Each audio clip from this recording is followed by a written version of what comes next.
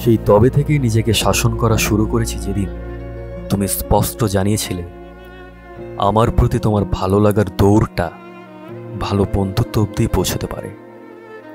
সেই তবে থেকেই প্রতিনিয়ত নিজের দুর্বল মনের কাউন্সেলিং করছি, যবে বুঝতে পেরেছি তোমার চোখে আমার সৌন্দর্য ততটাই স্বাভাবিক যতটা স্বাভাবিক একটি সুন্দর ফুল, সদ্যজাত শিশু কিংবা বৃষ্টির পরে আকাশের রামধনু। ঠিক সেইবার থেকেই আমি নিজের আবেগদের ভয় দেখিয়ে দমিয়ে রেখেছি, যবে জেনেছি তুমি আমাকে সাবেকি ভদ্রতার খাতিরে তুমি করে ডাকো। ভালোবেসে তুমি আমায় তুমি বলো না। আজকে নিজেকে ভাঙতে ভাঙতে এতখানি কঠিন হয়েছি যে এখন কালো শার্টটাও পরি তোমার প্রিয় রং বলে নয়, বরং কালোতে আমাকে ভালো লাগে তাই। আজকে নিজেকে বোঝাতে বোঝাতে এতটা সহজ হয়ে গেছি যে এখন তোমার মেসেজ না এলে মন খারাপ হয় না, তোমার জন্য দুশ্চিন্তাও হয় না, বরং ভুলেও যাই আদৌ কোনো কথোপকথন অশেষ রয়ে গেছে কিনা।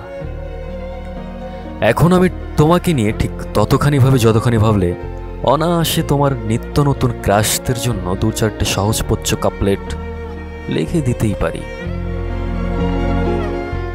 এরই মধ্যে তুমি যখন জানালে আমার প্রতি তোমার বন্ধুত্বটা বাড়তে বাড়তে প্রেমিকীয় অধিকার বোধে পরিণত হচ্ছে, যখন তুমি জানালে আমার সাথে যে কোনো অন্য নারীকে দেখলে তোমার সুপ্ত হিংসে প্রকাশ্যে বেরিয়ে আসতে চাইছে, যখন তুমি বলেই দিলে হয়তোবা তুমি আমার প্রেমে পড়ছ, আমার কেমন অস্বস্তি হচ্ছে। মনে হচ্ছে তোমাকে দূর করে দিই একেবারে, যাতে তোমায় নতুন করে ভালোবাসতে না হয়। ভালোবাসা যেমন একটা দৈনন্দিন অনুশীলন, ভালোবাসা থেকে বঞ্চিত করাটাও রোজকার মানসিক চর্চা। আর এই কয়দিন আমি তোমাকে না ভালোবাসতে শিখে গেছি।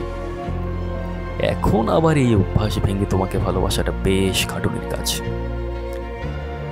এর চেয়ে ভালো বন্ধু হয়ে থাকি।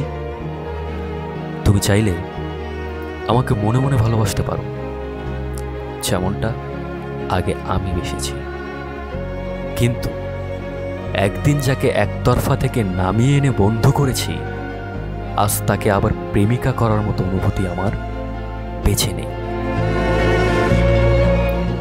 ভালোবাসা বারবার হলেও একজনকে বোধহয় জীবনে একবারই ভালোবাসা যায়, যেখান থেকে কিছু সম্পর্ক প্রেম হয়ে গড়ে ওঠে আর কিছু না ভালোবাসায় গিয়ে শেষ হয়ে যায়।